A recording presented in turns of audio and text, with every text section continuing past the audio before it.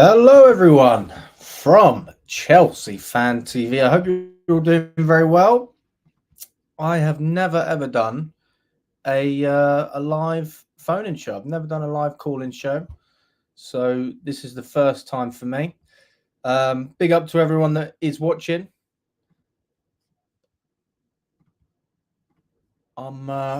Yeah, there's actually a little bit more going on than I realized because last time I checked, we've had an update from from the Europa Conference League squad. And we're going to speak about Palace. We're going to speak about, obviously, we've got the international break coming in. And there's a lot of issues that people haven't really spoken about on the channel yet because Gem's on holiday as it stands. And so we haven't done a live review or anything like that. So, yeah, let's get into it. Big up to everyone that is watching. How do I share my screen? Here we go. Nice one.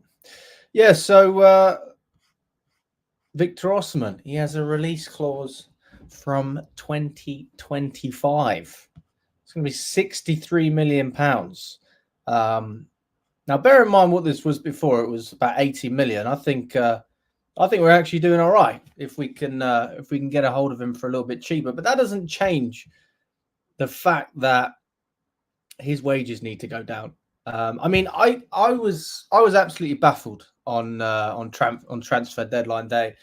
I didn't have a clue, because people were saying we're offering peanuts. What is peanuts in modern day football? What is peanuts?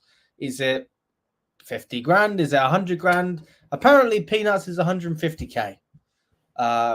Personally, I don't think that's a particularly insulting offer.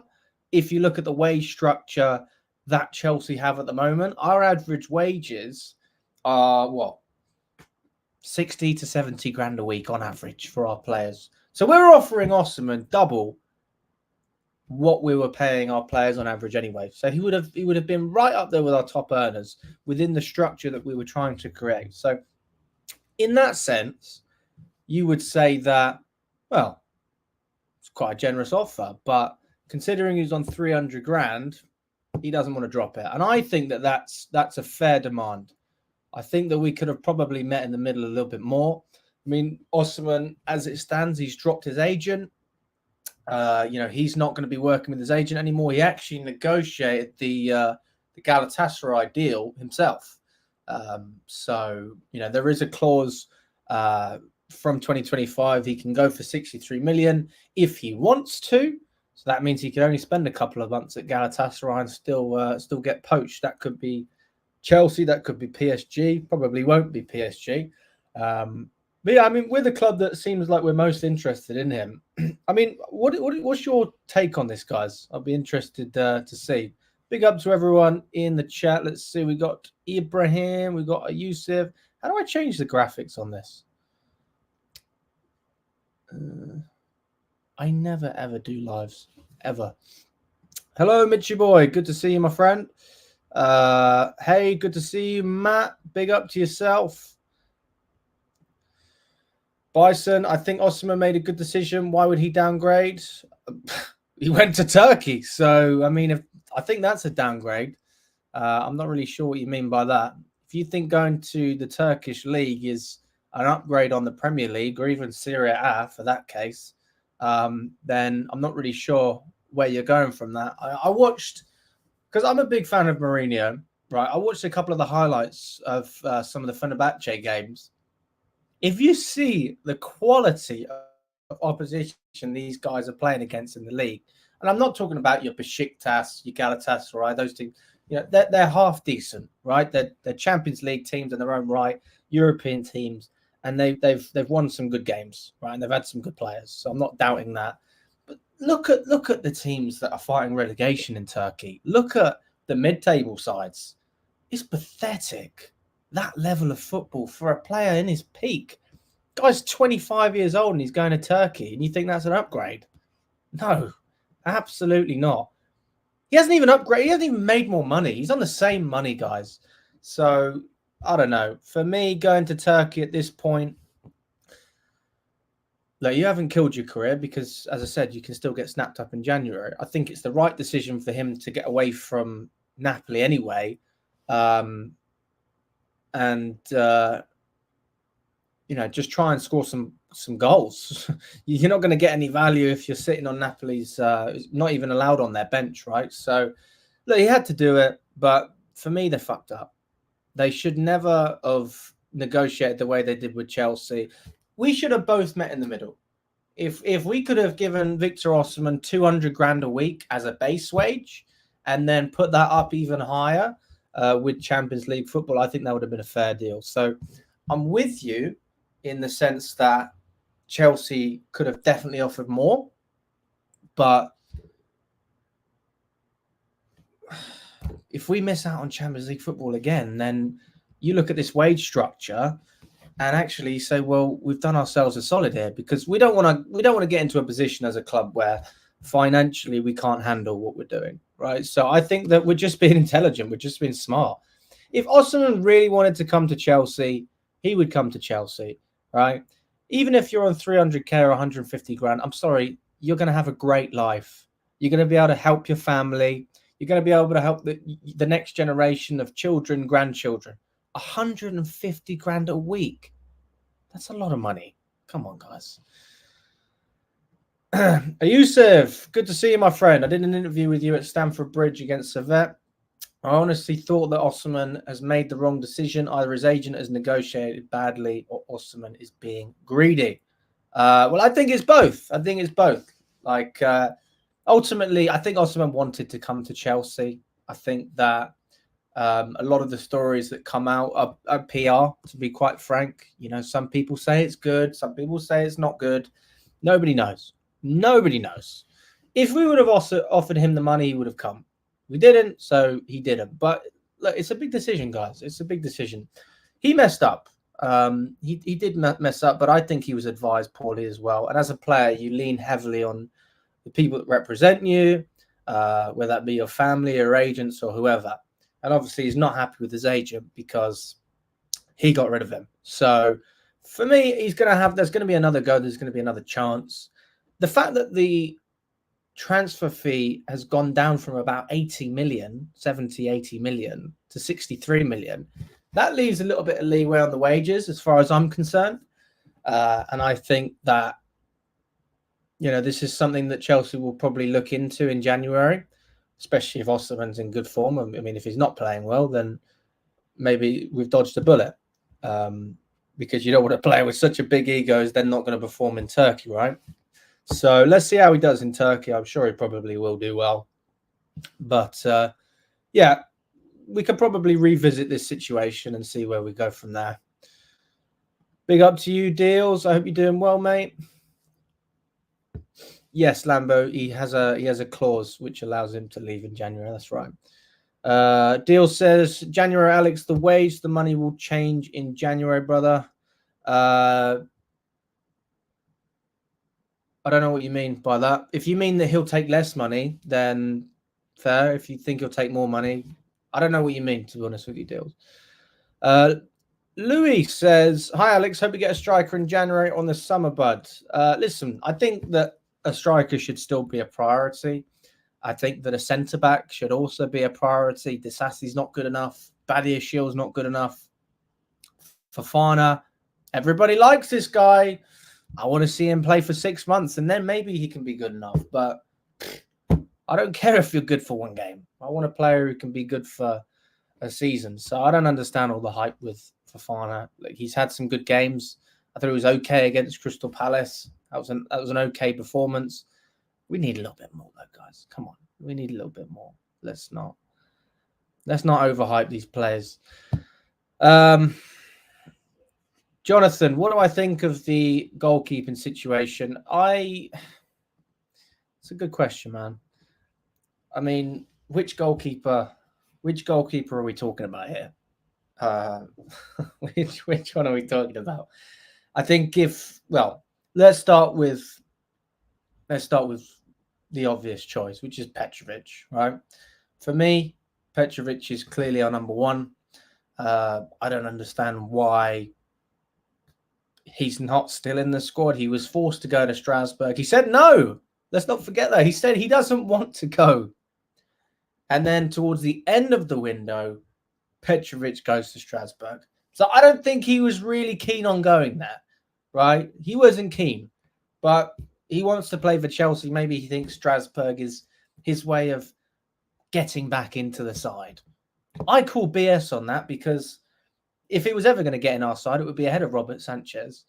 And it would probably be ahead of Jorgensen as well, if I'm totally honest. Like, Petrovic's distribution is not that bad. People act like this guy can't kick a ball just because Maresca didn't want him in the system. But Sanchez's distribution is very iffy at times. Like, for a keeper who was well renowned for passing out from the back and picking passes when he was at Brighton, he was also renowned for just making stupid mistakes. And we've already seen that this season with the Man City game, the goal we conceded. When I think it was the second goal they scored with Kovacic. The ball was released early by Robert Sanchez, and we end up conceding. And then we go and we win a game at Wolves 6-2. Sanchez makes a great pass to Jackson, who lays it for Cole Palmer. And suddenly he's the god of football. Oh, hang on a second. Do you not remember what happened at Man City? So let's look at it from both sides. He's had some good moments. He's had some bad moments as well. I'm personally very much, I believe in giving people a chance.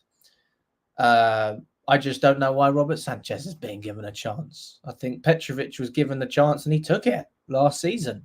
I mean, you look at the big games, he performed. In the smaller games, he performed. I didn't feel stressed when Petrovic was in goal. I didn't feel like something's going to happen. I thought if something was going to happen, it's because we fucked up at the back with one of our defenders, not because of our keeper. Right, he was saving us half the time.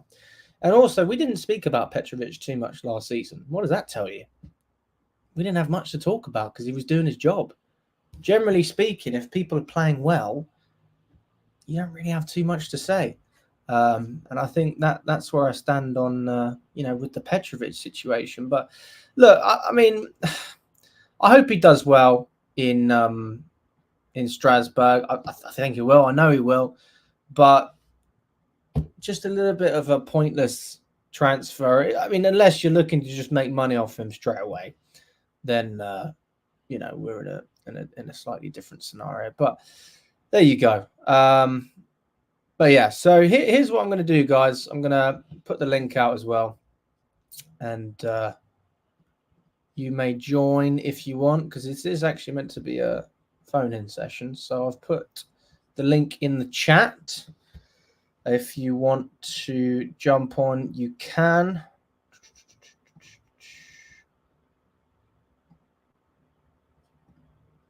Yeah, there you go. Jump on if you want, guys. Yeah, the goalkeeper situation is just crazy to me. I think Sanchez is a good shot stopper. Don't get me wrong. He can certainly save. He's not actually too bad at saving penalties. We remember when we played Man United last year. I didn't go to that game, but I watched it. He made a great save against Fernandez. But he's just not good enough for us. He's a decent keeper. He's not a great keeper. We should aim higher than Robert Sanchez. We are better than that as a club. And yeah, I mean, respect to Maresca for sticking by his guns. I mean, if you're a manager, I think that definitely when you try and implement a system, it's important that you stick to your principles. And if your principles is to have a certain type of player, I've got nothing against that. That's absolutely fine. But yeah, not for me with Robert Sanchez. Right, we've got Hassan. How are we doing, Hassan? How you doing, buddy? How are you doing, man? I'm doing all right, man. Just been a few times on Gem Show. Just thought myself popping here with you, man. No, thanks for coming on. Always a pleasure. No. To be honest with you, man, I haven't done one of these shows. I've never done one of these shows. I'll be working because I don't do this full time, but I've hurt my leg, so I can't work. So I thought just do a little bit more streaming, stuff like that. Maybe this will become a regular thing. Yeah, no, I never know. It could be a monthly thing that you do, but hey, it always seems to work whenever someone does it as a monthly sort of thing. So why not just give it a try, see how it goes? Well, a monthly call-in show. Yeah. Why not? I mean, No, that's an idea. I mean streaming, like generally, like not just call-in shows. I mean, yeah, maybe once a month for that because you wouldn't do that every day. But Yeah. maybe I'll just stream. Everyone does it. I'm like the only guy who doesn't stream. I say to Lewis, I say to Charlie, I'm like, I don't know how you guys do it because I don't really watch streams, to be honest with you. Like if I'm watching Chelsea YouTube, I watch video. I'll jump. To be fair, I will jump on the old Johnny Mineral stream if I want to have a bit of a laugh because I think it's quite funny. But apart For from time that, to time, it's funny to hear him. It's funny to hear Johnny Minerals from time to time. He always gives the odd joke that he gets clipped up for. I love it, man. But yeah, I mean, what do you think at the moment with Chelsea? Obviously, we've got international break now. What's your thoughts on the club as a whole? I mean, the club, like as a whole, right? Because let's be honest, they've since from the transfer windows and stuff, right? The one thing that I gotta give them credit for is they get rid of the Deadwood and they get rid of them effectively. It's questionable because I think the only thing that they got wrong in terms of getting rid of the Deadwood was probably Sterling. But like that's a bit of an issue in itself because he's on high wages and stuff, and it's quite difficult for someone like him to, slash his wage because like when you're living that 350k lifestyle, like who wants to like effectively if you're at a job, why would you take a pay cut? Like you gotta have that sort of mindset. And I see it from Sterling's side and I see it from the club If you side. love something so much, wouldn't you take a pay cut? Would you not do I that? mean, that's what I've said about people who wanted to feel sympathetic for Drinkwater and stuff when we had all these dead players. A lot of these players they say it for PR, but let's be honest, just like any job, it's not Sterling doesn't love Chelsea for all like Sterling doesn't love like this club. So like he's on 350k, he's used to that lifestyle. His wages got leaked out in the mechanics thing. I remember at one point he was like £1 million payslip of his got leaked, but like he's on that sort of wages. He doesn't truly love this club. He says a lot of things for PR. Remember when he came here after Man City? Oh, I got a point to prove. I got this. I got that. He said this. He's saying the exact same things at Arsenal. So PR, I feel like it's just a lot of statement from Sterling. And to be honest, it's just one of them ones where I don't think we should ever make a mistake of signing anyone over 300k again. And I think the No one. ball. What if we Sorry, get what did you Champions say? League football? Then we've got the big bucks. We can pay it out. Yeah, we can pay it out, but like I feel like what these American owners have done, they've done a model that's similar to Liverpool, where the base wages are low, but if they win trophies, everyone gets paid around 250k. I think that's what Sancho, Palmer, and all these lot have probably signed up for. So I wouldn't be surprised if their wages go up after we win a couple of trophies. So I think that's what model we should do. But the downside of that model is if we want someone like a Osimhen and stuff, their base wages minimum is going to be around 200k. So I see Do you have a problem with exactly that? what model they're doing. I know Do exactly what model they're doing, but it has its flaws, But do especially you, in do you have a football. problem with that? Like for me, I wouldn't sign. Let's No, just no, say no. I Sancho, don't. for example. Like I wouldn't pay Sancho 200 grand a week because he needs to prove himself. But I would Yeah, pay no, no, no. Osimhen that because he I has. literally, yeah, 100%. Like I was literally saying that I don't have a problem with it, but I see the flaws. Like when you try to go in for a Haaland, let's say another Haaland pops up or another Osimhen pops up, because with these strikers, there's every couple of years there's always a new guy that pops up, and if Yeah. he starts to become a lot more proven and stuff, right? And we try to offer him wages, he's gonna demand something around 200k. And he has every right to because other clubs can knock in and give him the same wages. Like the wages structure itself is good because it's giving players like Palmer, Sancho, the young kids. Like if they want the big wages, they have to like prove themselves. That's what the bonuses are there for. Like you have achievable bonuses. If you want more money, go do it. And I respect that model. They've got a model now, and I respect it, and I respect that they're sticking with it. But it does have its flaws. And I think everyone can agree on that. I think that football is different compared to other sports when it comes to wage structures. Yeah, I mean, I think it's definitely a good direction for football as a whole, right? But what it does is it puts other clubs in a position where, let's just say, they are willing to pay more money and they don't have that same model. We can't compete with that. And then you are looking at players who you got your Felixes and your Sanchos who are just very unhappy where they're at. And I think those are very specific examples where we're always going to find good players, but that doesn't happen that much with top players. I mean, not in my experience. Those are two very, very expensive signings. They were there for a couple of years. They weren't happy. They were dying to get out of those clubs. With other players, let's just say someone else come in for Osimhen and they paid him an extra 50 grand a week. He's taken that move. So it's a good strategy. I think actually we've done some good business, but I think that we'll also find, especially in the coming transfer windows, that we'll miss out on a lot of players just because of how stingy we are. I mean, if we get into Champions League spot straight away, we can we can pay the good wage from the get go. But if we miss out, and my prediction is fifth, I don't think we finish fourth. I think we needed an even better striker than what we have with Jackson, who I actually quite like, but I still think we need more quality.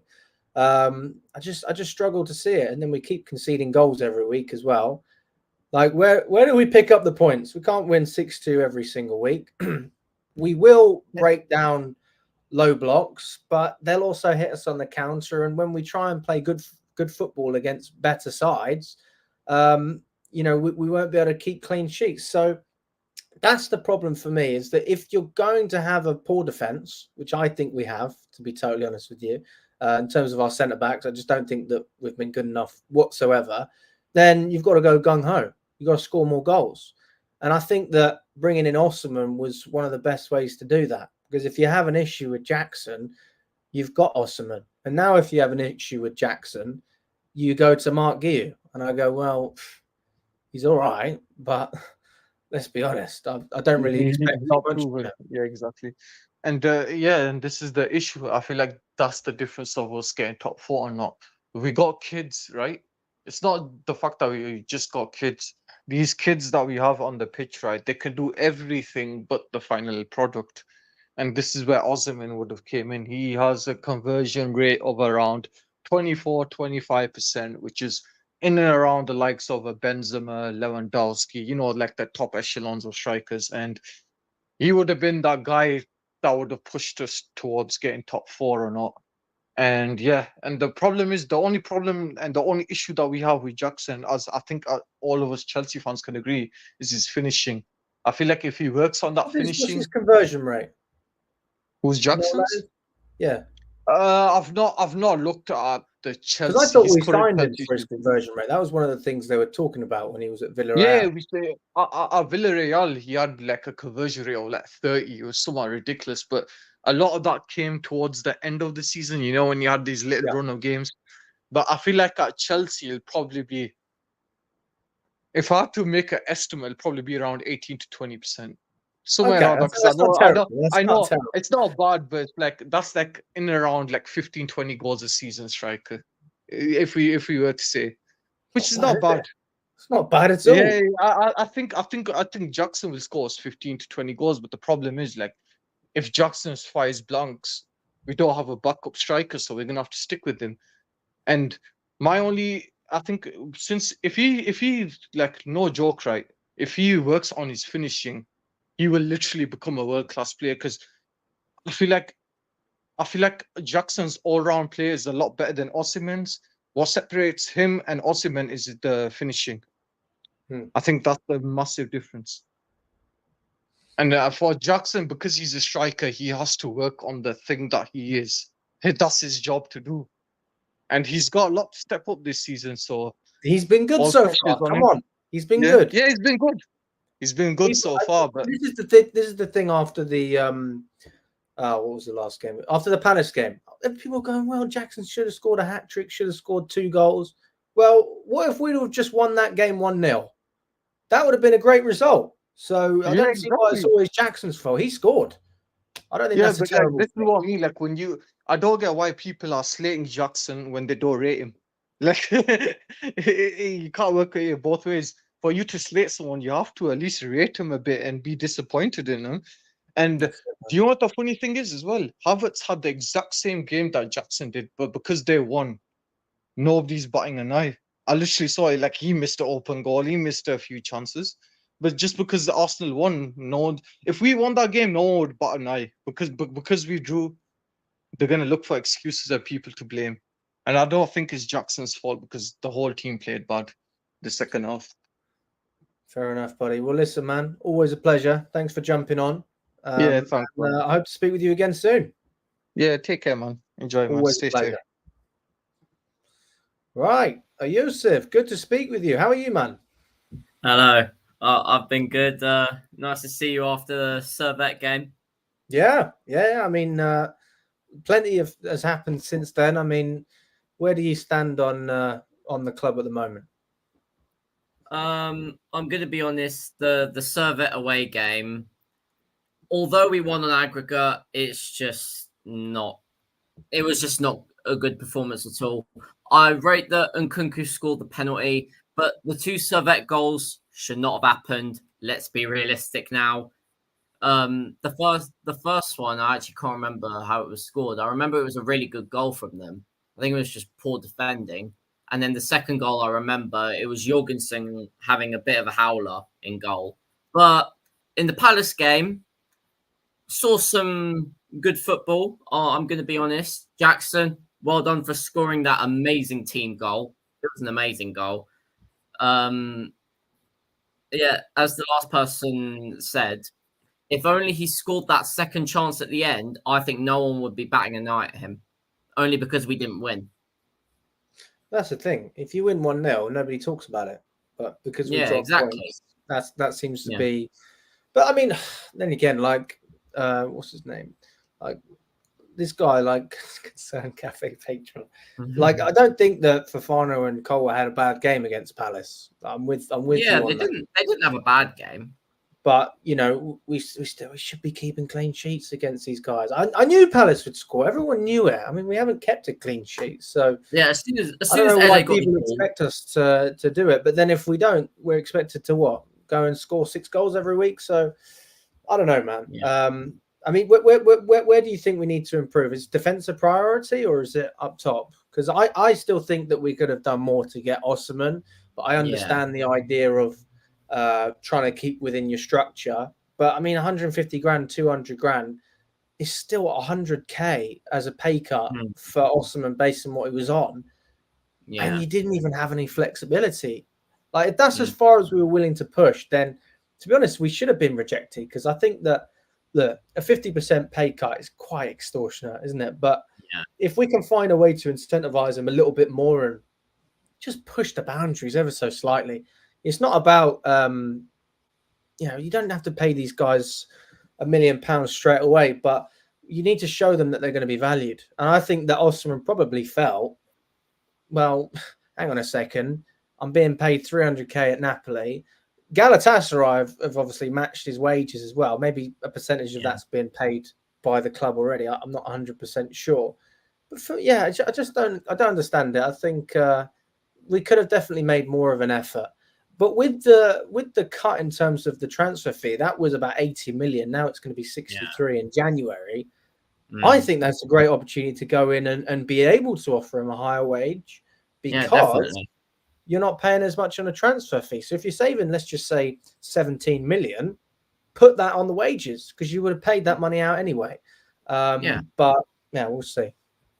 Yeah, honestly, when we were on deadline day, I saw the news coming out, and I was like, just give Osimhen a reasonable wage, and then put incentives on to if we get Champions League, because if we do get Champions League, then he'll get the wage he deserves. I understand he wants it guaranteed, but wouldn't he really back himself? Like, I think, like, if I was in this position, obviously I would rather want more money. But if I'm like a real football player, I would actually want to prove myself first to get that wage. Back then, everyone was thinking like that. But now, everyone's just thinking, just get the money. You think so? Yeah, because with Saudi Arabia that's come into the mix now, most players have gone there because they are in the end of their careers, most of them, but they are just thinking, "Oh, I'll just go and get the money at Saudi Arabia." I think You should that's be able to why. do that in the Premier League anyway, Yeah, but and Saudi play Arabia at the best unlimited level. money. Like they can pay anyone anything. Have you seen like what wage Ronaldo's on at Saudi Arabia? Yeah, but like go back 20 years, Chelsea literally did the same thing with Yeah, I Abramovich. know. We literally did the same thing. So, I Yeah. mean, you reap what you sow. It's Saudi's turn. They've got the money now, and they don't have regulations either, so they can pay what they want. Yeah. We've got FFP, PSR, all of that rubbish, and we've got to try and comply with that. Which absolutely we did. I'm chuffed with the whole hotel situation. I know people don't like it because, and actually, there's a good argument to be had, because obviously we sold the hotels to Blueco, and Blueco is owned by Clearlake.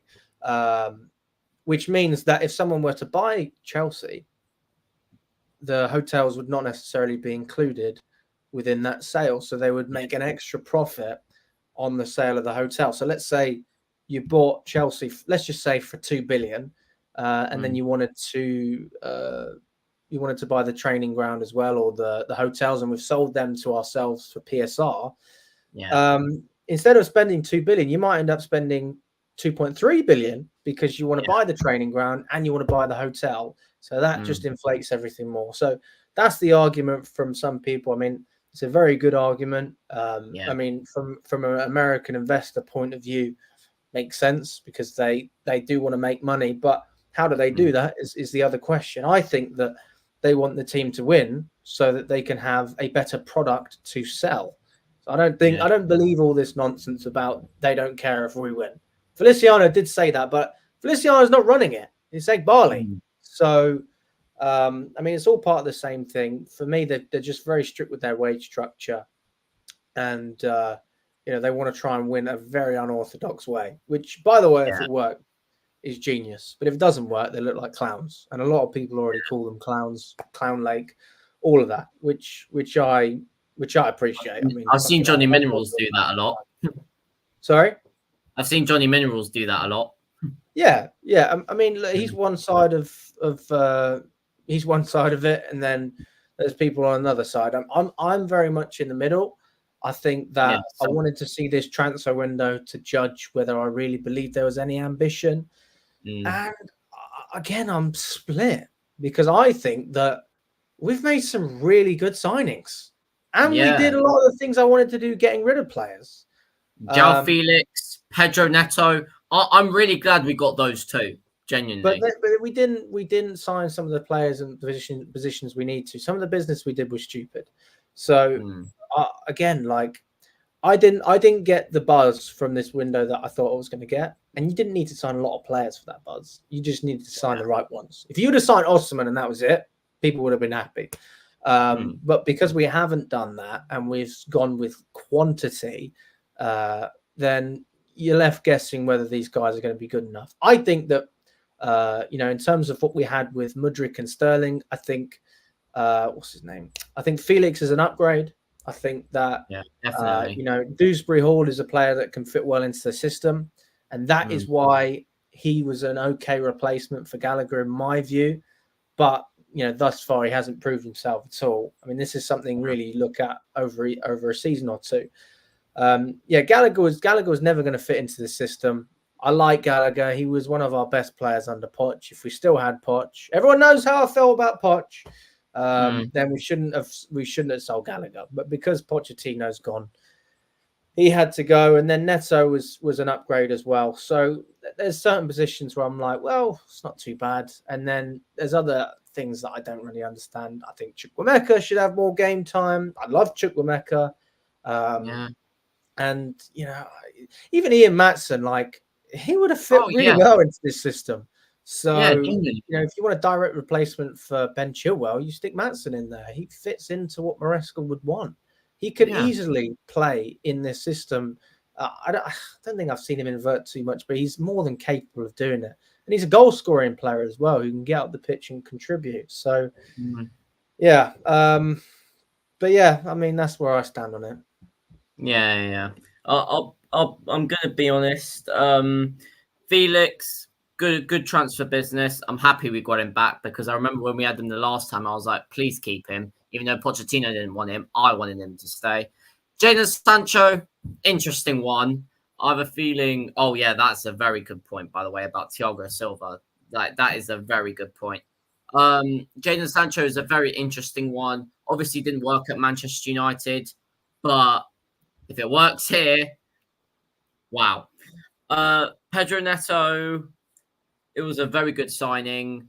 I think his injury record is something to think about, but if he stays fit, I remember saying Jamie Carragher, although he has a bit split opinion sometimes, he actually said that he's going to be Chelsea's most important signing.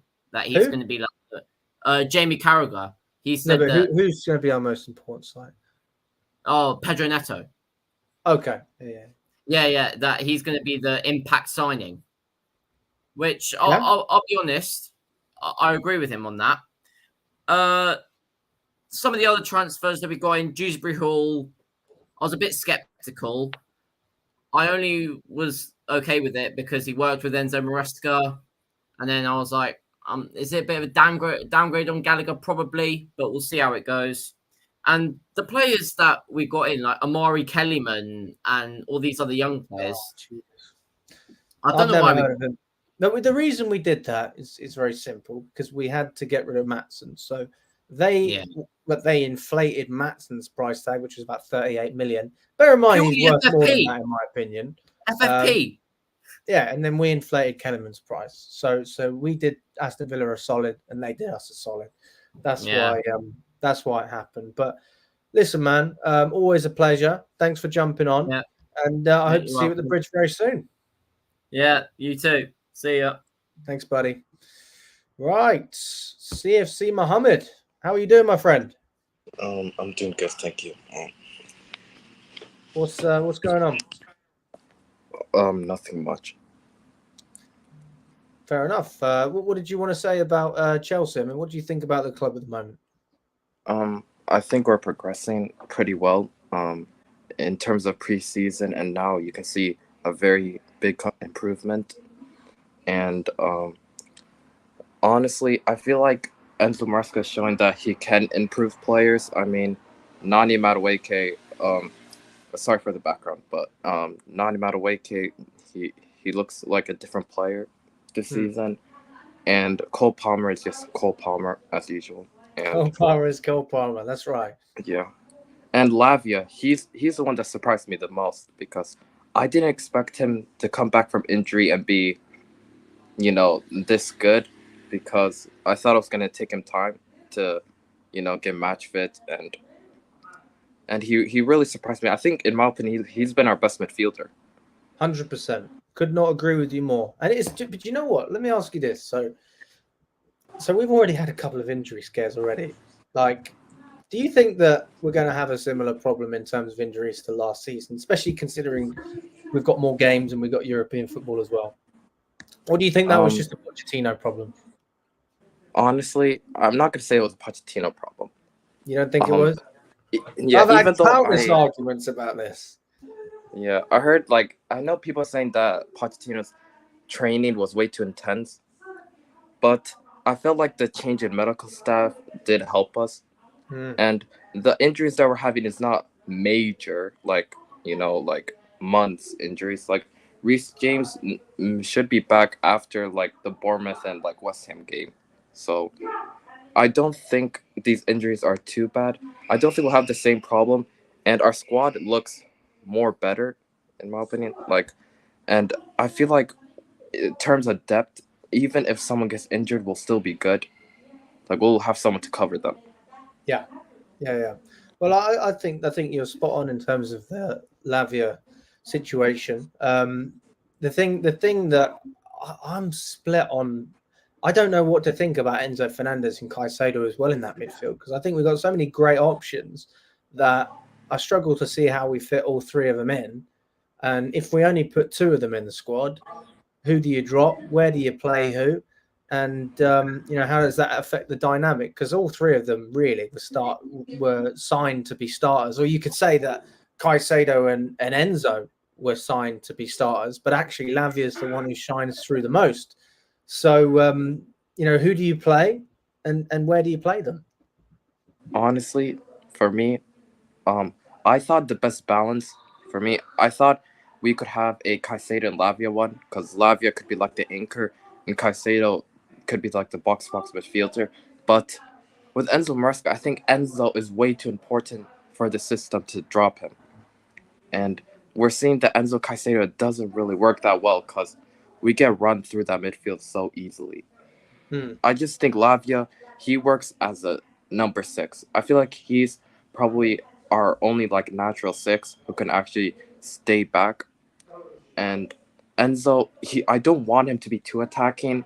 Like, I don't see Enzo as an attacking 8. I see him more as like a deep line playmaker, but that should be like he should be involved with the build up play and like the final third. Because he does sometimes, if you saw in the Crystal Palace game, he sometimes gives us like Cesc Fabregas X pass. Yeah. I mean, I don't know, man. It's difficult. I mean, what do you guys think in the chat? I mean, Dylan thinks you're spot on. CNF CWP says it has to be Lavia, Enzo. I don't know. I mean, I thought Enzo had a really good game against Wolves. I think that Caicedo just hasn't looked his best in this system. So I guess in that sense, you can understand that side of things. But I just think you need to see more games, to be totally honest with you. You can't judge it on a couple of games. I'd love to see Caicedo having a little bit more freedom to build up the play as well. But I don't think that's going to happen when you've got Lavia and Enzo in there as well. I don't know. Exactly. We'll I think Caicedo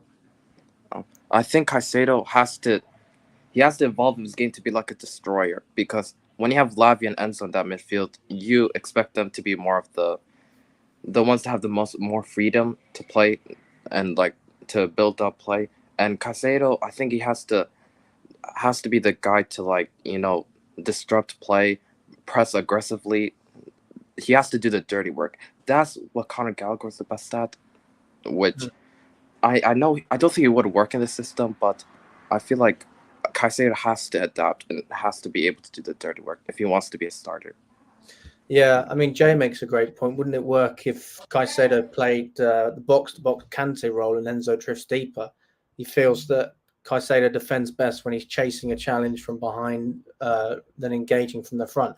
See, I completely agree with you, Jay. I really do. But the thing is that I think with the inverted fullbacks, I don't think that's what Maresca's looking for. I think that inverted fullback, whether it's on the left or right, let's just presume it's on the right, that's to give the extra man in midfield so we can have a little bit more creativity up top. So I don't think we're putting Caicedo in that position. Like I personally said the same thing before, but from what it seems like, he'd rather have more attacking options up there, like your Palmer in the 10, like your Maduekes, and just putting them all together. So I think it's a great point, but if we invert the fullbacks, I don't think that's going to happen, or at least it doesn't look like it's happened. And yeah, I do think Caicedo probably will end up becoming like a right back that inverts if we continue to have these injury issues. I mean, I don't know what's going on with Gusto. As far as I'm aware, he was called up to the under-21s, so he's okay with France. Does anyone know anything about that? Oh yeah, he got called back to Coburn. Oh, he went back to Coburn then. So yeah, I mean, that's a good precaution, but we'll see. We'll see what happens. But listen, always a pleasure, Mohammed. Did you have anything else you wanted to say, or? No, not really. Always a pleasure, mate. Thanks for jumping on. Yeah, thank you. Bye. Right, Dylan. In fact, hang on, Dylan. Were you before Father? I think Father was on first. Father, how are you doing, my friend? Hi. You're in Korea. No. It's been a while. How you been doing, my friend? Good to see you too. So, how's Korea? Not too bad. I love the life here. I can't lie. I want to move out here. Yeah, it was. It's very good over here. It's really cheap as well. Like, you can get like the nightlife here is way different than the ones in the UK. I'll be real with you. Really? Man. Really different. Like they Like how? they open the nightlife here from the 11 a.m. till like 6 in the morning. That is awesome. Oh, yeah, but they got a sports bar as well. Like it can go anywhere for like really cheap price, less than 20 quid. Like Uber here is like transportation wise, much 10 times better than the ones in the UK. 10 times better. So what about the food? What's the food like? Oh, the food here is the best. Arguably, it's the best here. If you want some noodles or chicken, like you can find it everywhere you go, and it's averaging like if you want to eat dinner, like an average about let's say 20 quid with two people. Two people. 20 quid two people on average. Damn. And that's starter and main, or what? Just a main course? Starter, main, and drinks as well. Oh, that's nice. That is good. I have to say, this is the thing though. Everyone knows this. Like, if you move away from England, you're probably going to have better quality of life. Because let's be honest, it's not great. But Chelsea's in England, mate. So that's the problem. Yeah. Over here, I think in terms of the games and that, like 8 hours different time zones. Sometimes the games here about like 8:30, 11, half 1, and then 4 in the morning. So essentially, like there's not much of an issue. Let's say if you have a 5:30 p.m. kickoff back in the UK, I think the later kickoff, let's say like an 8 p.m. kickoff, that might be a bit problematic because some of the sports bar, like they close about 4 in the morning. So other than that, I think we should be okay. I think the Bournemouth game could be an issue as well because some of this, like I said to you, they're not open till like really late. Yeah, I know what you mean. I mean, are you planning on staying out there then? What's the crack, Father? What's the crack? To be honest, I'm just enjoying my holiday, my time here. To be honest with you, it's really nice, you know, because I haven't been outside. I haven't been to East Asia for about 11 years now, so it's just too boring. Like in England, just to get into the shit weather and then summer in, summer out. You know, like rainy seasons. Like you need a bit of hot weather in some ways. Like, even though it's still that hot, but again, like it's nice to get out of the UK. Especially with the unpredicted weather that they got. So, do you want to stay there, or do you want to do you have any idea what you're doing? I have to keep it private, man. That's a private life. Oh, fuck off! Come on, Father. I miss you. I miss having you, mate. Do you know what it is? I haven't got my security at the bridge anymore. Every time I've got an interview, I need someone. You know when someone's haggling me when I'm in the middle of an interview. And you have to come along and just say, "Come on, man."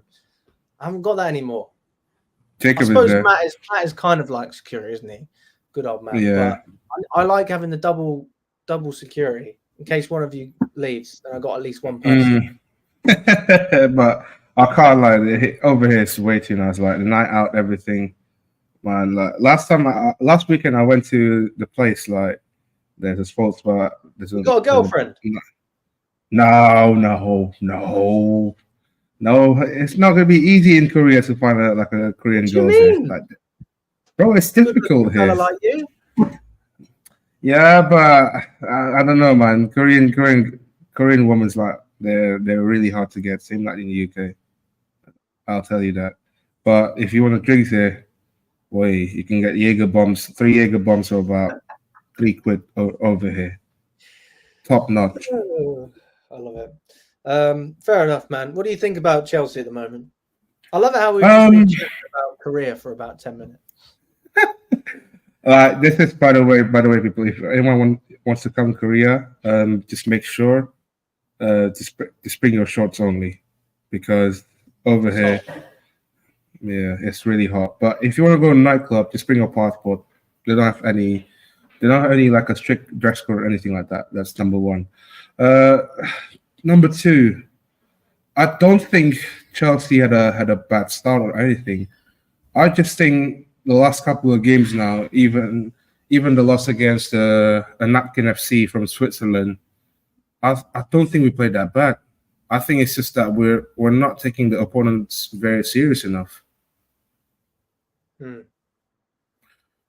And also, even last couple of callers saying that, okay, we've been good attacking wise, but what about defensively? Mate, that's the problem. Literally, this is what I've been saying. If we win 1-0 against Crystal Palace, everyone's happy. Nobody talks about Jackson. So, and people are literally speaking about this guy as if, you know, he never scores any goals. The guy's goal contributions in terms of open play, I saw a stat saying he's scored as many open play goals as Salah since he's come in, which is about 16. Okay. So that tells me that the guy can convert. I mean, give the guy penalties, he's on over 20 goals, but you got Cole Palmer, you got Nkunku, they'll take that. So I think that he's in a position where he's being judged based on very small things that can make a big difference.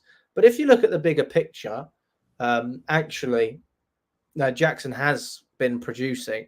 We just need a little bit more to get that extra step from Conference League to Champions League. I hate the way you said a little more, because this is the same argument that we had when we had Timo Werner and Kai Havertz up front when we miss a lot of chances. They didn't produce what Jackson did. I think I can't lie. I think the Timo Werner and Kai Havertz at that time when Tuchel was there, I think he get the best out of those two. Good, but in terms of Jackson wise, I'm not really that sure, because for me, Jackson, what kind of position is he in now? Now, is he a striker? Is he a left wing now, or is he what? Because really, is he that type of striker though that we've been missing about?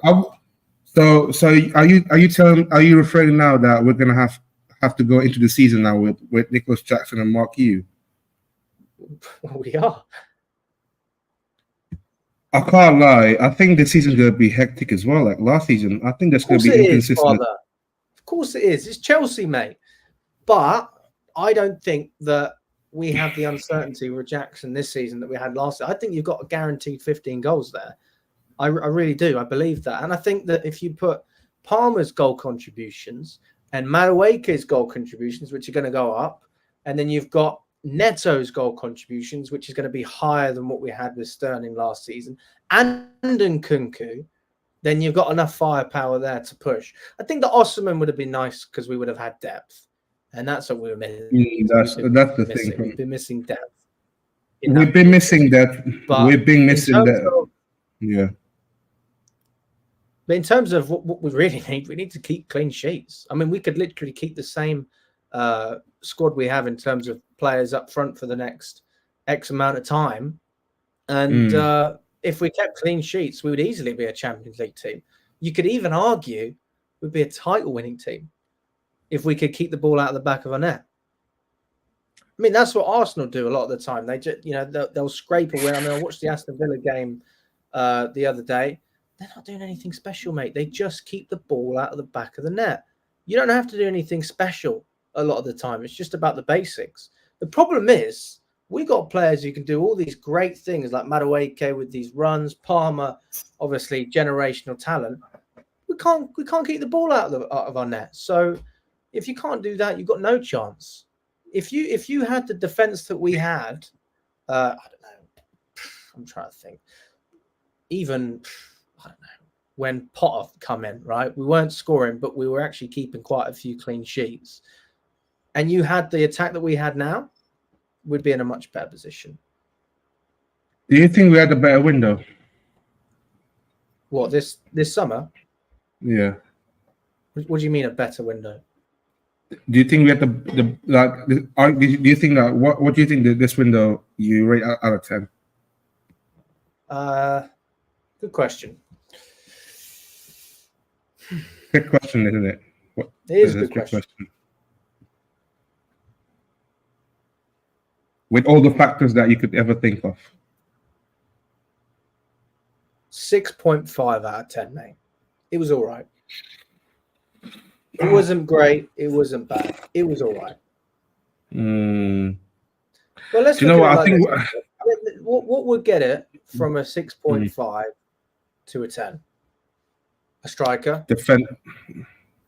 a centre back, not getting rid of Petrovic. That probably would have been up there for me. So I think those three factors were quite important in terms of what we did. If we would have done those three things, or bringing a better goalkeeper, what the fuck are you bringing in Jorgensen and then putting him as a Conference League keeper? Who the hell is Mike Penders? I've never heard of these people. So that for me definitely created it's going to create a divide because some people understand it, some people don't. I don't really understand a lot of the decisions, but I understand some of them. So I think we've improved our squad, Father. Would you not agree with that? We've improved our team. We've improved our team in terms of the offensively, but defensively, since Thiago Silva left the club, we have been defensively. I think we've been regressed. I don't think Cole was the same player as he used to be under Thiago Silva. Same goes to Badiashile. Same goes to Disasi. The reason why they're decent last season is because they have Thiago Silva alongside him. I feel like Chelsea these days they're still lacking of that experience of a defender that can guide them from the back. But people keep talking about experience comes from the manager. No, you need some sort of a leadership at the back. Who can you trust to be that leader at the back? What are you going to trust Cole for the next 60+ games next season? Plus, we got the Club World Cup this summer as well. So I'm not really that convinced enough like you do in terms of how we're going to keep clean sheet consistently because last season think we're going to keep clean sheets consistently, Father. That's what I'm saying. I'm saying if we were able to do that, then we would be right up there. And the fact that we can't keep clean sheets is probably the only thing that is going to be holding us back from seriously competing for titles. Our attack is good enough now. It's very competent. To be honest, I've got no problem with the attackers, but also I just got a problem with the whole back line. I also think that we need a left back as well in terms of because I'm hearing that Ben Chilwell might get loaned out as well to I think Chilwell, left back. I think I heard some news about Chilwell want to be loaned out to one of the clubs outside Turkey. It was Galatasaray, wasn't it? I don't know, but look, I mean that's good. Get the wages off the books. I mean, he's clearly not in the plans for Maresca. I don't mind those decisions. I think the Sterling decision was good as well. Yeah, I mean that's where I stand on it, mate. But for me, it's been an okay window. It's not been enough for me to say Clear Lake are a disgrace, and it's not been enough for me to say they're doing a fantastic job. It's been all right. I would give it 5.5.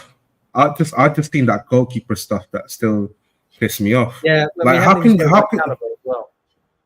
Yeah, but Chalobah is out of this equation anyway because he's loaned out to Palace. We just we should have never done that. We should have kept Chalobah. I genuinely think that this board will looking at other plans than Chalobah, in my opinion. Well, I don't think the fans would be happy. That's the problem. They shouldn't. They should trust that he's one of the better defenders in the squad. They should do that, but why don't they though? That's the question. What are they exact plans with the whole back line? Because we cannot keep conceding a lot of goals this season. We cannot keep do you think that we're gonna go 60 plus games conceding about 50 plus goals next season? Who fucking knows? I'm not like you. You tell me. What are we gonna do from the back? Because I'm not that convinced enough. What I'm saying is if we can't concede goals, if we keep conceding goals, we've got to score more, and that's why you buy an Osimhen. Give yourself extra firepower. We've decided not to do that. That's fair enough. So I mean, I haven't got a problem with it if it works. If it doesn't work, then we look like idiots. But I think we will come back for Osimhen in January. I really believe that. And I think that because he's got rid of his agent, I think he's going to be a little bit more open-minded. Now he knows that, Chelsea, will not bend the knee for him. He's going to have to meet our demands, but at the same time, we need to be more flexible. If we're not flexible, then this isn't going to work, right? But he needs to be flexible as well. If the two come together, we'll be fine. Flexibility, in my eyes, is 200 grand a week, 50,000 more than we were offering, 100,000 less than on. But if we reach Champions League football in the bonus structure, he should be on more than he's on right now. So if you put Champions League football into account, give him 350k, right? So give him a little bit more. Give him a pay rise if he deserves that pay rise. And then from every party, we can say it's been a successful window. Don't tell me we can't fund it. We just got rid of Lukaku. We got rid of Sterling. Chilwell's hopefully going to go out on loan as well. We've got a lot of wages off the books. Pure profit with Angelo to Al Nassr. Like, the money's there. So we've got the money. It's just whether we want to invest in him or spread on slightly more risky players that we haven't heard of. If they care, if the directors cares about getting a striker, then fuck the pure profit.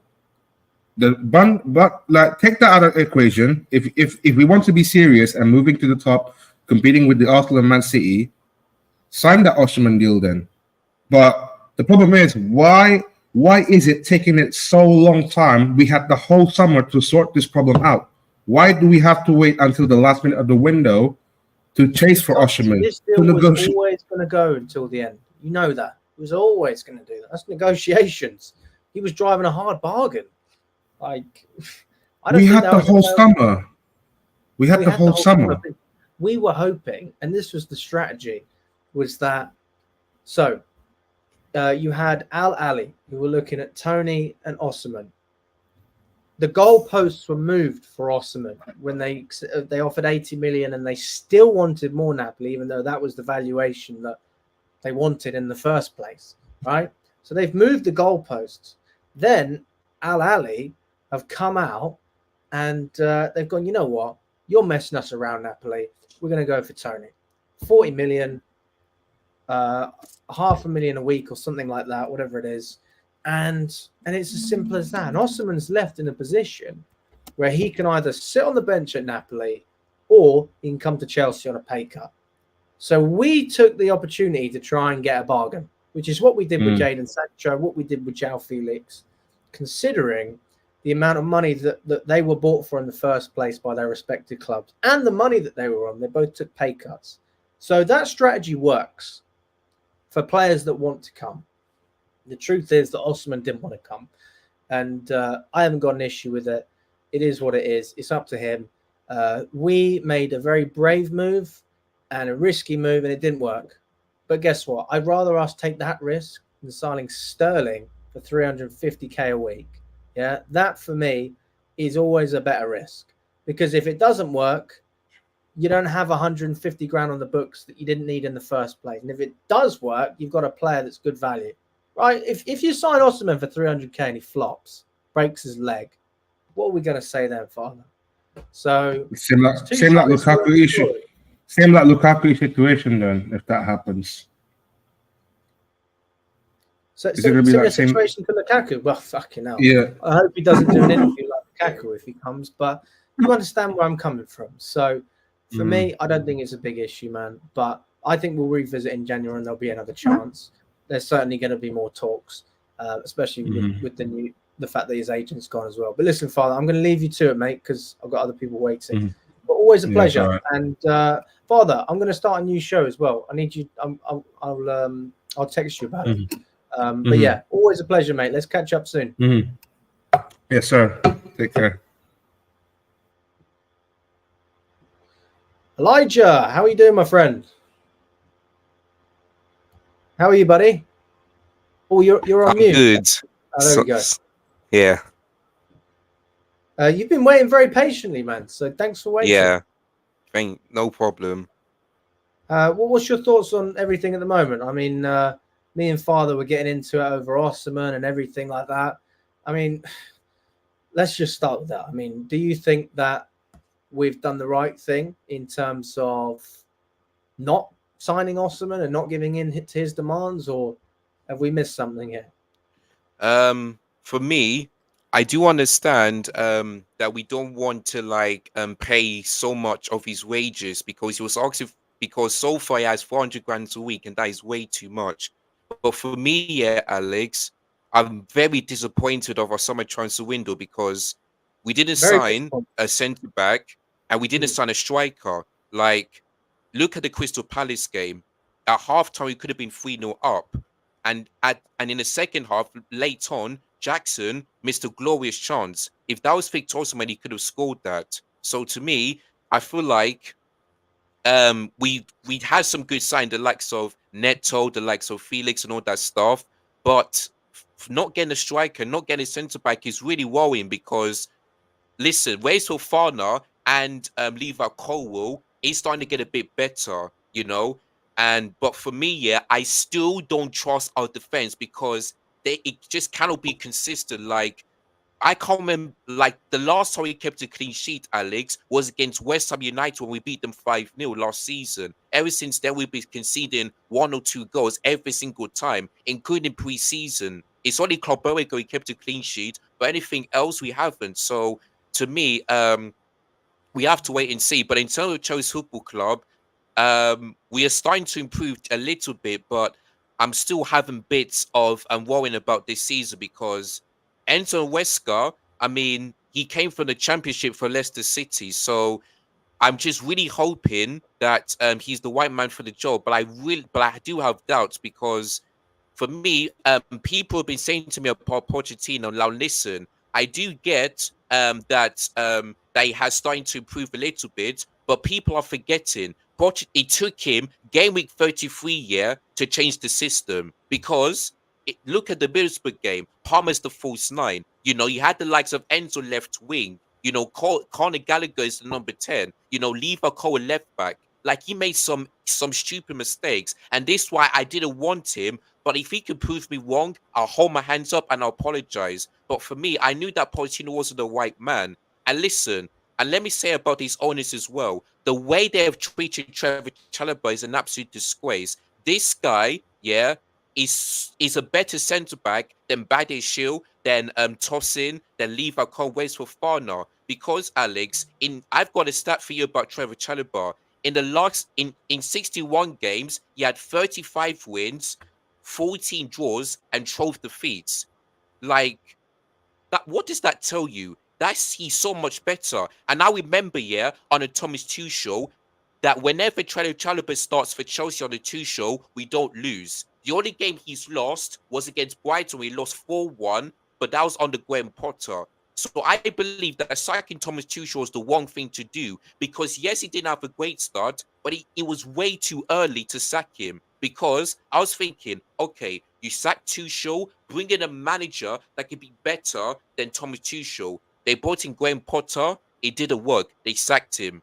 They brought in you know, Frank Lampard, it didn't work. They sacked him because he had 1 win in 6. Yeah, that was through relegation. So I was like, okay, before Pochettino came in, there was Luis Enrique, there was Hansi Flick, there was Jules Nagelsmann.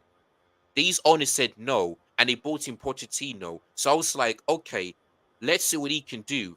Guess what? They sacked him. So if these owners want to give manager time, then I believe for me, they need to bring in the right man for the job. And Enzo Wesker isn't, because last season, Leicester City were very lucky to win that championship because I think they were like 15 points ahead of Ipswich Town and Leeds United. Then all of a sudden, they kept on losing games and they dropped down. And let's not forget, yeah, if Ipswich Town or Leeds United didn't drop any points, Leicester City would have never ever won the championship. And also, in the final day, Blackburn, who were in the relegation zone, they beat the champions 2-0 on the final day, where Leicester City, you know, did the trophy celebration. So to me, I do get why Maresca wanted to leave Leicester City because Leicester City would have started the season with -12 goal difference. But to me, they're better managers. You know, I saw the likes of Tuchel, you know, Jose Mourinho,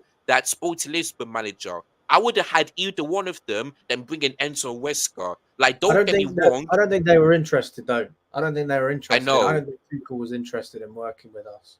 I think. I Well, know, the but listen, shortlist was what De Zerbi, McKenna, Maresca. Those are the three.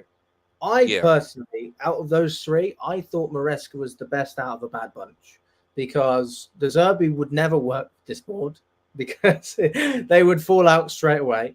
And McKenna doesn't play the style of football that we want to try and implement. So Maresca being collaborative and matching that style, that's why he's the right fit. But I mean, you make some great points. They didn't have a good finish to the championship and they certainly had some difficult times, Leicester. But I mean, what else do you think? I'll let you cook, man, because you're doing a good job. Yeah, thank you. Now listen, this is early, and I will give him time, but I have doubts here where the system is going to get the best out of these players, and even the Man City game, one substitution, the Crystal Palace game, one substitution, the Man City game, he took out Lavia, who was our best player, and we decide to let Man City have the ball. The Crystal Palace game, yes, Gusto was injured, but instead of bringing a defender, he brought in Mudryk and he decided to put Caicedo right back and allow João Felix to be in the midfielder. Now I do understand why. I do get why Caicedo was playing a right back for Brighton, but he's a number 8 for me, not a right back. So these two, I think, for me, it's do you not early think a lot of those decisions were forced though because of the injuries? I mean, it wasn't just one. We had two players coming off with problems, Madueke and Gusto. So I mean, we didn't have really a direct replacement for Gusto. I mean, Caicedo was probably the best option. I'd rather him than Sassy or someone else coming on. And then obviously we played Felix out of position on the left, but I mean, I don't necessarily think those were tactical substitutions. Maybe I don't know. Well, I mean, they couldn't have been though, could they? I mean, because the players come off injured. So I think it's difficult to judge that. I mean, if they weren't injured and he'd done the same thing, it's a very valid point. But we don't know if he wanted to change anything. He might have wanted to keep those players on. Maybe. Well, listen, after the international break, we go Bournemouth. So it's good that Lavia's back, but Reece James still not in that squad. I would have thought he's back, but I just heard that he's not going to be fit for the Bournemouth game. So, I mean, I don't know who's going to be starting a right back, to be honest with you. But listen, it's early days, but I just really hope here that this season we improve, because my expectation this season is to finish in the Champions League and also win the Conference League, because if we don't win that competition, it's an absolute disgrace, because look what Tottenham did. They went out of the group stage. Aston Villa lost against Olympiacos in the semi-final, Every of many clubs around the world predicted Chelsea to win that competition. And I cannot hate that, because when it comes to Europe, we win. We've been in the Europa League 2 times, I've won it. We've been in the Champions League 3 finals, won it twice. So in the Europa Conference League, I expect us to win that competition. And if not, then it's an absolute disgrace and everyone will be laughing at us. So to me, I just really hope Chelsea Football Club fix this situation. So in the giant transfer window, I really hope we can get a striker. If we don't get Victor Osimhen or Ivan Toney, they should still look for one, because Jackson is not good enough to play up top, even though he can score goals. In Kunku, you cannot put in that position because you saw what happened. Palmer, not good enough. João Felix, maybe, but I don't think. You mean as a striker? Sorry. Yeah, as a striker. Yeah. So okay, to me, I really hope we do get a striker in, but I have doubts still. But listen, so far for Chelsea, not been that bad. Just a few concerns in terms of defense, but I just really hope after each. So why don't you think Jackson's not good enough? I mean, so let's say I give you a striker and he's going to score you 15 goals. You know that. 15 Premier League goals. And on top of that, his link-up's pretty good. He's relatively versatile. If you need him to play on the wing, he can do that. And, he can link up and create as well. I mean, that doesn't sound like a bad option to me. So, I mean, when you say not good enough, I mean, are you saying as a starter? Or are you saying just as a Chelsea player in general? I mean, where do you stand?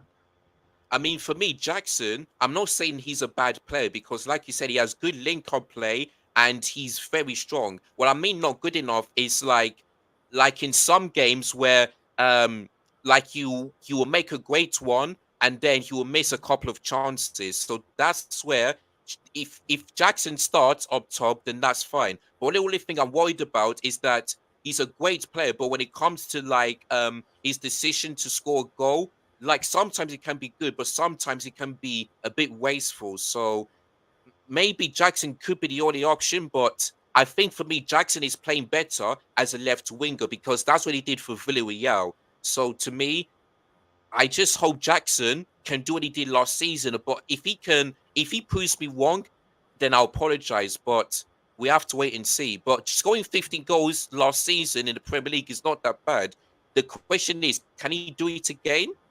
That's what I'm Absolutely. hoping for. But I think yeah, he can yeah, easily do it. I honestly think that I would go as far as to say I think we've got a guaranteed 15 goals there. In terms of goal contributions as well, I think we'll probably see quite a few assists from Jackson. I think that you'll see the opposite with Palmer. I think he's more of a creator this season because he's playing a slightly deeper role. Yeah.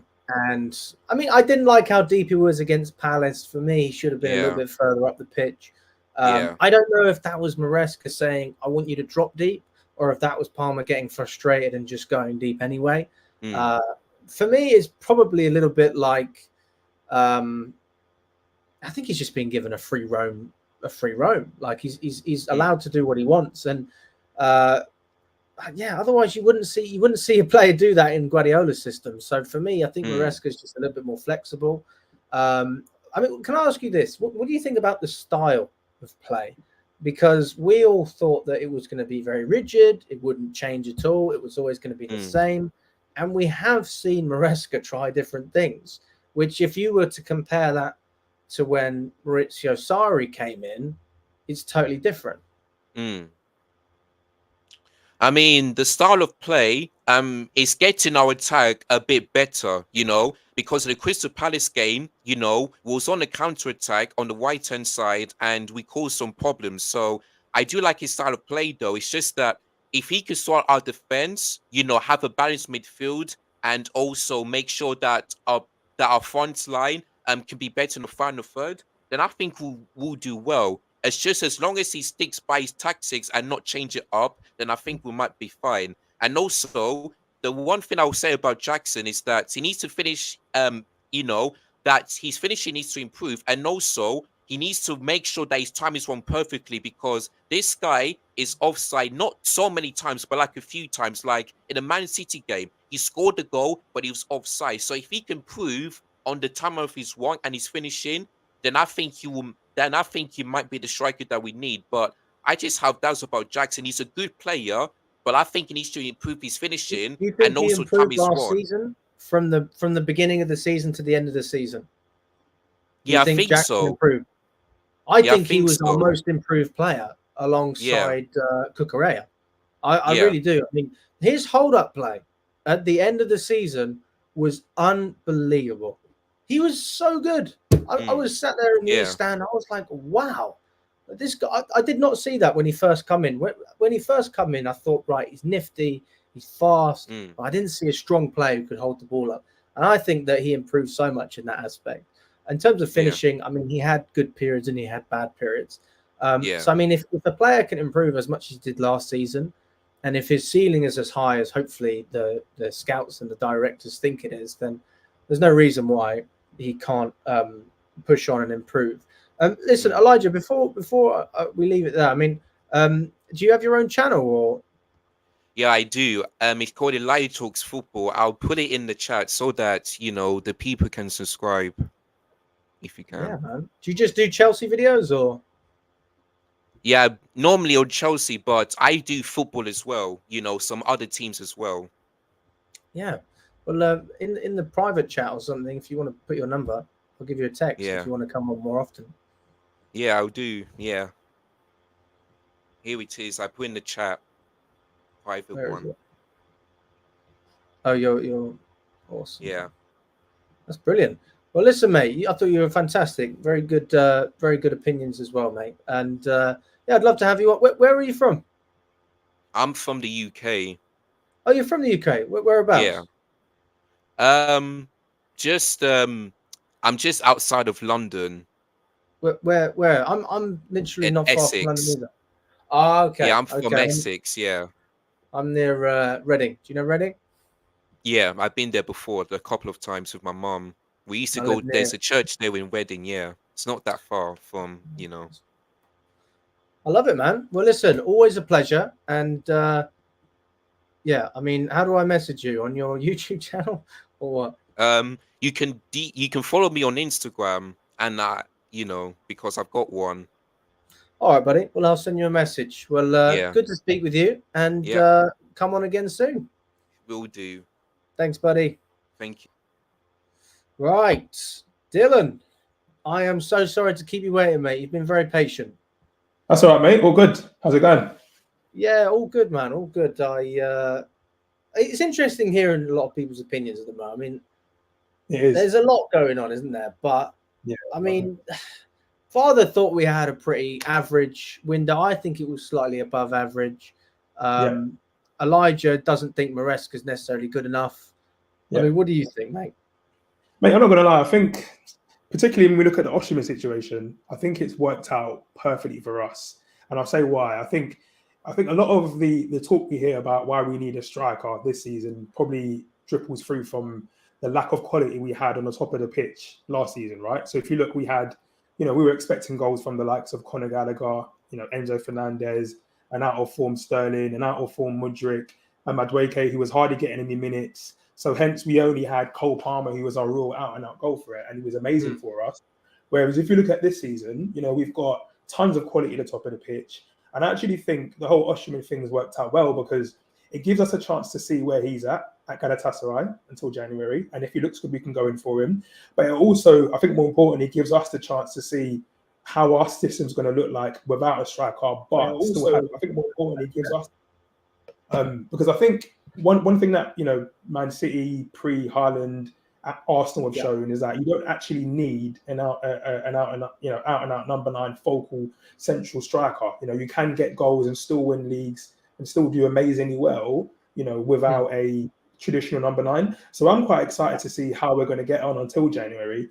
But yeah, like I said, I do think it's a waiting game. I think it's worked out pretty well. Osimhen's obviously made a massive mistake in being trying to play the hardball game, but ultimately it's going to serve us better. And I also think, when we talk about Jackson, I'm in the same camp as you, man. I think he's quality. He's quality for Chelsea at the moment. He's only going to get better. I also agree he's going to give us a guaranteed 15 goals this season for sure, especially when you think of the players he's playing around now. The link-up play with a Sancho, for example, Cole Palmer behind him, Madueke. It's only going to get better for him. But obviously, he does need to improve his finishing because that's going to maybe save us from maybe drawing or even just winning games here and there. So I think it's exciting. I don't think we need to be, ring any alarm bells just yet. I think it's a matter of waiting to see how we get on. I think people, they complain because that goal, if he would have scored another one against Palace, would have won us the game.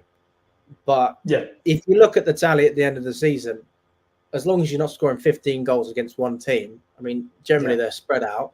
They all help, but then it's up to the rest of his teammates to either contribute themselves or keep clean sheets, right? So I think this goes back to the defence. And I completely think that it's good for us to have until January to at least have an idea of where we're at. And if our attack is as bad in terms of striker options, then we'll know by December if we're in a similar situation to last season, which I don't think we will be. But I think that we will still be just above mid-table, if I'm totally honest with you. We definitely need a push. But, we have more quality, man, than we had last season. Because Madueke was not part of Pochettino's plans. He was in and out of the squad. Jackson was unproven at this level. So nobody knew what to expect. And I just think that even if you look at the midfield, I mean, and Nkunku wasn't part of the team. Palmer wasn't proven. We've brought Lavia in, who's generally fit at the moment. I mean, I hope that his hamstring problem isn't long term. When he's been fit, he's been arguably our best player. So we have a lot more going for us in that sense than we did last season. But I mean, there's always things you can improve. It's just whether what you're trying to replace is already good or not. And I think that we can last with Jackson, at least until January. But I mean, where do you see us finishing? You know what? I think fifth, maybe top four, maybe a little bit ambitious, just because it's still quite early to say, to be honest with you. But I think based on the quality, and where we finished last season with a late run, we still managed to just about scrape Europa. I think this season we're expecting to do better than that. So fifth is given. I think for sure. Top four is realistic as well, I think. But yeah, I think I agree, man. We're definitely bringing the right players in. Some of them maybe luxury, the Jar Felix is, maybe we didn't need him, especially when you've got, Drewsbury Hall and enough options in there, even though I don't really rate Drewsbury Hall. I think, we've definitely got the options for sure.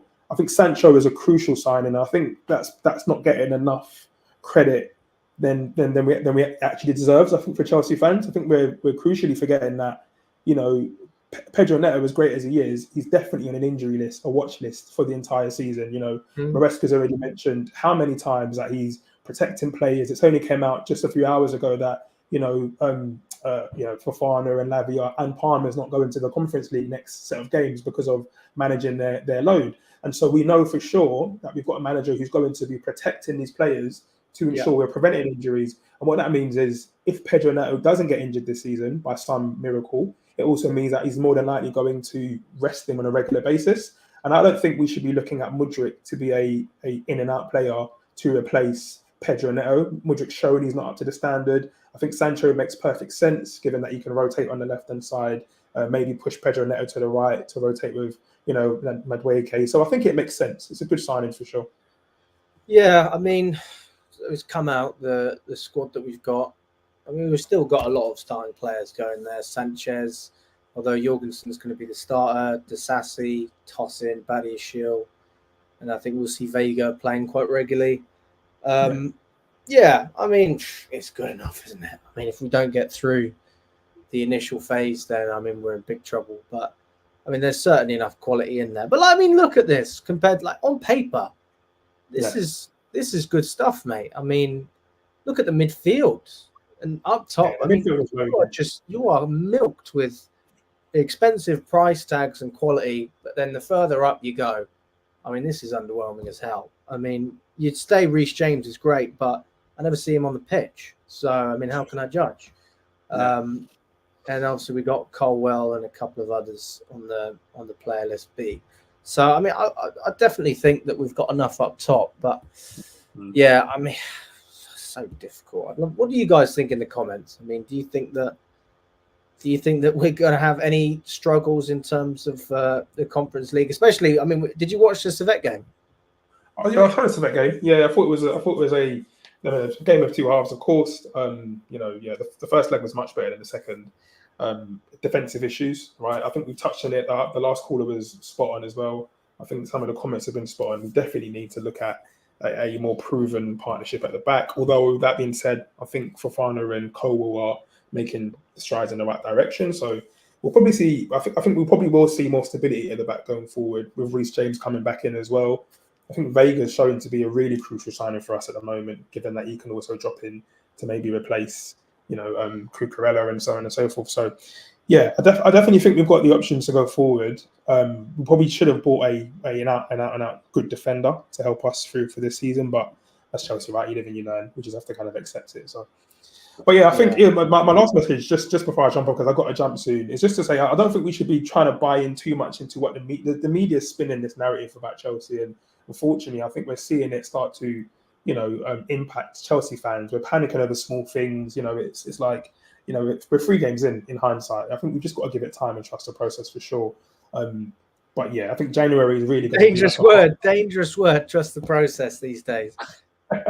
Yeah, I think we need another phrase for that now, because that's not instilling any confidence for any of us. But no, I'm serious. I think if you say that, you're toxic positivity. That's the new thing, isn't it? So it's not. It's definitely not blind faith. That's for sure, right? I think we've all seen the last few seasons, and trusting the process doesn't get you very far. But I genuinely think 3 games in is very soon to start blowing the alarm bell. So let's give it time. I think, let's see what happens in December. The season's not won or lost 3 games in, so we just need to kind of see how it goes. Fair enough, buddy. Well, always a pleasure. Thank you so much for coming on, Dylan, and thanks for being patient. Nice one, mate. Cheers. Cheers, buddy. Right, last caller of the day, Seyhan. How are you? Yeah, I'm good, mate. How are you? I'm not too bad. I'm not too bad. I quite enjoy these call-in shows. I don't know why I didn't do it before. But, Yeah, this is my I'll first definitely time do it on. again. Yeah, this is my first time on one of these. To be fair, so Yeah. yeah, I just wanted to come on and say I'm in the same boat as you and the guy that was on here last about Jackson, but I also do think we should have got John Duran. Sorry, mate, I didn't quite catch that. I said I think we should have got John Duran. Oh, okay. Well, he's Yeah. had a good start to the season for Villa, hasn't he? So Yeah, very like in January when we were first linked with him, the fan base were just because he wasn't a big name. I don't think people really. They were quite negative on our links with him, but I think he's a very good player. But I do think Jackson is amazing. Like his link up, his hold up, everything, even his finishing it's not underrated, but it's definitely not as bad as people say it is. You know what I mean? yeah. I mean, for me, if you look at Duran, for example, I think he would actually complement Jackson quite a lot because he's a different type of player. I think Jackson causes a lot of problems, but then sometimes struggles with that final ball. And I think Duran is that player who just literally goes for the final ball. And I think in terms of his shooting, the quality of his shot, the power on his shot, and he's a left-footed player as well, which is something different. Then I do think that he would have been a good addition. But I mean, I didn't have a clue. Nobody did. But I saw his goal against West Ham, and then he scored another one against Everton. No, in their last game, I'm not sure who it was against. I can't remember who they played, but he scored another goal recently as well. Yeah. And man, I mean, he's doing well. Emery didn't want to get rid of him, so there's obviously a reason for that. Look, if we can still pinch him in January, that'd be fantastic. I don't think there's a release. Would you take him over Osimhen in January? Well, how much are we paying? I think he'll be around 30, 35 for Duran. I don't think we'll get Duran for 30, 35 anymore. I think his contract's going to go up if he continues the form he's in. Yeah, true. But look, I mean, if we can get a good wage, then I think that the owners are always going to lean towards keeping that same structure. To be fair, I think the owners have done very well. Like I'm pro clearly. Like if Arsenal had the window that we had, I think people would be saying they're the best team in the world. Like if Arsenal signed Pedro Neto, João Felix, a left back and a midfielder replacement in Renato Vega, Kieran Dujri, I think people would be saying it's an amazing window. So I think we have I don't think Badia Shaw is bad. He's not the best on the ball, but defensively, I think he's our best centre back defensively. I think our squad after City is the best. It's the best in the league. I don't know if that's me being delusional, but on paper, it's amazing. Apart from, I don't want to sound negative, but I just think Enzo Fernandez just slows everything down. Like I was at the bridge on against Palace, and like you can just see like the way he needs for him to do something good, he needs about 5-6 seconds on the ball, and in the Premier League, you're never gonna have that amount that much time on the ball. He's not a quick thinker. He'll be good. I think he'll be good in the Spanish league or Italian league, but for the Premier League, I don't think he cuts it. I think when Lavia's back, we're gonna see if Maresca has the balls to drop him basically. But I do think the owners are telling Maresca, you have to play Enzo Fernandez, but I just don't see him progressing us, to be fair. Fair enough. I mean, I hear the Enzo Fernandez debate all the time, and there's the side of it where, well, for example, last game Lewis thought he was terrible, Matt thought he was okay. I thought he was horrible.